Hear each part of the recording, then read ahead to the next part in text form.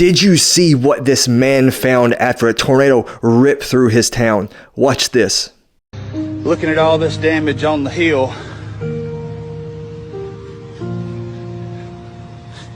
tried not to cry, but I looked at the 3 crosses, and the one that matters is the one that's still standing. I want to share something with you. That one cross that matters. Jesus did it for you, and he did it for me. Everything that he went through, he did it for us. For more videos about Jesus, click follow and subscribe.